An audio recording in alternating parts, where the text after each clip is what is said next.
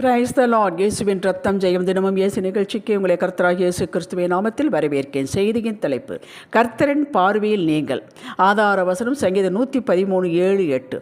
அவர் சிறியவனை புழுதிலிருந்து தூக்கி விடுகிறார், எளியவனை குப்பையிலிருந்து உயர்த்துகிறார், அவனை பிரபுக்களோடு தமது ஜனத்தின் அதிபதிகளோடு உட்கார பண்ணுகிறார். தேவ அழைப்பை பெற்றவர்களே, தேவன் பட்சபாதமற்றவர்.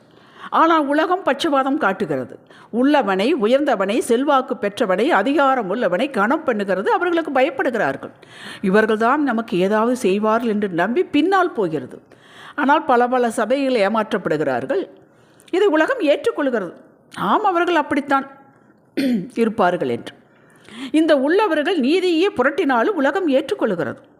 ஏழை எளியவர்கள் வாக்கு கொடுத்து தவறினால் தண்டிக்கிறது. வீட்டில் விசேஷம், பண்டிகை, நல்ல நாட்கள் என்றால் இந்த உலகம் இந்த உள்ளவர்களை வருந்தி அழைக்கிறார்கள். அவர்கள் வீட்டுக்கு முன்பாக தவம் இருக்கிறார்கள். இந்த இல்லாதவர்கள் உறவாக இருந்தாலும் நிராகரிக்கப்படுகிறார்கள். ஆமாங்க, அவங்க எங்களுக்கு தூரத்து உறவு என்கிறார்கள். இதை உலகம் சகஜம் என்கிறது. தேவனோ இந்த இல்லாதவர்களை, நிராகரிக்கப்பட்டவர்களை, அங்கீகாரம் இல்லாதவர்களை, புறக்கணிக்கப்பட்டவர்களின் மீதே நோக்கமாயிருக்கிறார்.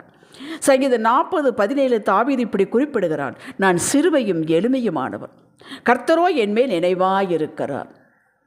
இது எனக்கு ரொம்ப பிடித்த வசனம். அவன் எப்படி சொல்கிறான் பாருங்கள், சிறுமையும் எளிமையுமானவன். என்னை யாரும் மதிக்கவில்லை, ஆனால் கர்த்தர் என்மேல் நினைவாக இருக்கிறார். இதற்கு சொல்வதற்கு ஒரு காரணம் உண்டு, நான் பின்னால் வருகிறேன். 1 சாமுவேல் 16 படியுங்கள். சவுலை ராஜாவாகிறாதபடிக்கு தள்ளிவிட்டார் கர்த்தர். பெத்லெகேமுக்கு போய் ஈசாயின் குமாரில் ஒருவனை நான் ராஜாவாக தெரிந்து கொண்டேன், நீ உன் தைல குப்பை எடுத்துக்கொண்டு போ என்று சாமுவேல் தீர்க்கதரிசிக்கு கர்த்தர் கட்டளை கொடுத்தார். சாமுவேல் தீர்க்கதரிசி ஈசாயின் வீட்டிற்கு போனான். ஈசாய் தம் மகன்களை வரிசையாக நிறுத்தினான். வாட்ட சாட்டமாக, தோரணையாக, ராஜாவுக்கு ஏற்ற உடல்வாக கொண்டவர்களாக நின்றார்கள்.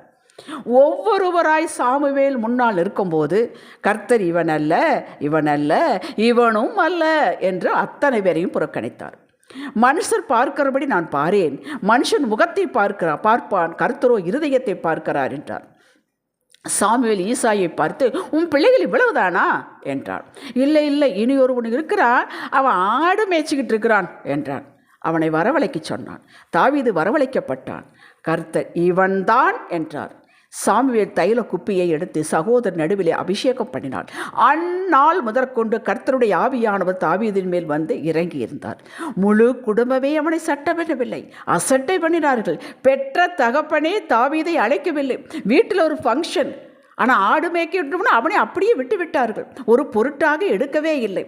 அதனால் தான் சொல்லுகிறான், கர்த்தர் என்மேல் நினைவாயிருக்கிறார். தாயும் தகப்பன் கைவிட்டாலும் கர்த்தர் என்னை சேர்த்துக் கொள்வார் என்று சங்கீதம் 27:10 எழுதினாள் அல்லவா? அவர்கள் மத்தியில் அந்த அசட்டை பண்ணப்பட்டவன், நிராகரிக்கப்பட்டவன், மறந்து போகப்பட்டவன் உயர்த்தப்பட்டான், அங்கீகரிக்கப்பட்டான், அலங்கரிக்கப்பட்டான். அப்படித்தான் நீங்களும் நானும். இதுதான் கர்த்தருடைய செலெக்ஷன். நீங்கள் உங்கள் குடும்ப நபர்கள் மத்தியில், நண்பர்கள் மத்தியில், வேலை பார்ப்பவர்கள் மத்தியில் நிச்சயமாய் உயர்த்தப்பட போகிறீர்கள். கர்த்தரின் செயலை இன்று புரிந்து கொள்ளுங்கள்.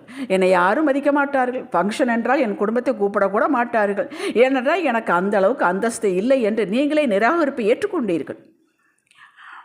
உங்களை பூமிக்கு, உலகத்திற்கு அழைத்தவர் ஒருவர் இருக்கிறார். இதை கவனித்து கொண்டிருக்கிறார். உங்களை உயர்த்தி கர்த்தர் எப்படிப்பட்டவர்களை புறக்கணிக்கிறது இல்லை என்று இவர்கள் மேல்தான் கண் நோக்கமாய் இருக்கிறார் என்று நிரூபிப்பார். யோசுவா 3:7.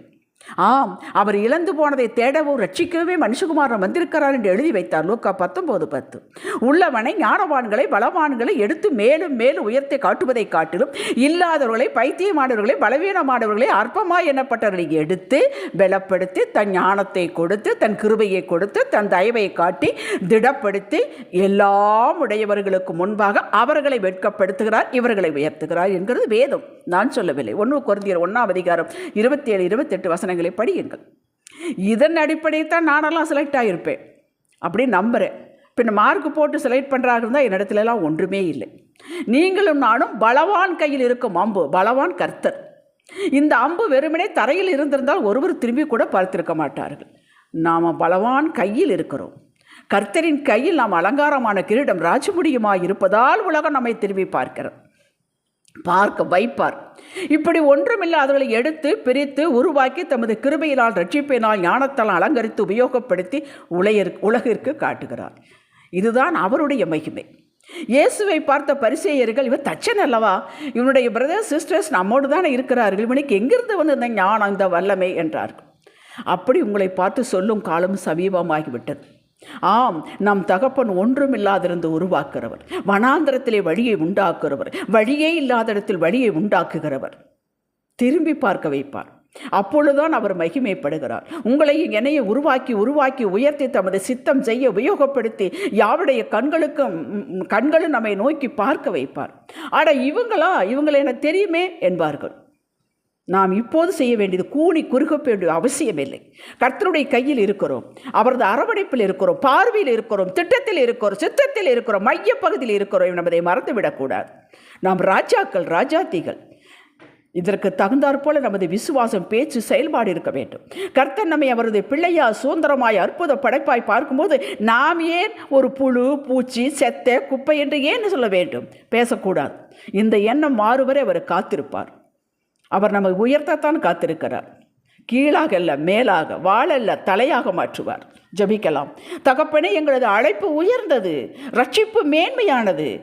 யார் ரட்சித்தார்கள்? மனுஷனா? தேவாதி தேவன்.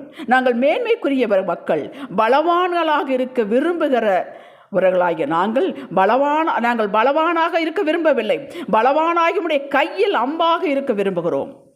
உயர்வு உம்மாலே வரும். உமது கரத்தில் இருக்கிறோம், உமது சித்தத்தின் மத்தியில் இருக்கிறோம். எல்லாம் நிறைவேறும். இயேசுவின் நாமத்தில் அறிக்கை செய்கிறார்கள். அருமை பிதாவே, இன்றைய சிந்தனைக்கு எனக்கு கர்த்தர் பெரிய காரியங்களை செய்வார், என்னை கொண்டும் செய்வார். ஆமேன். ஹல்லேலூயா.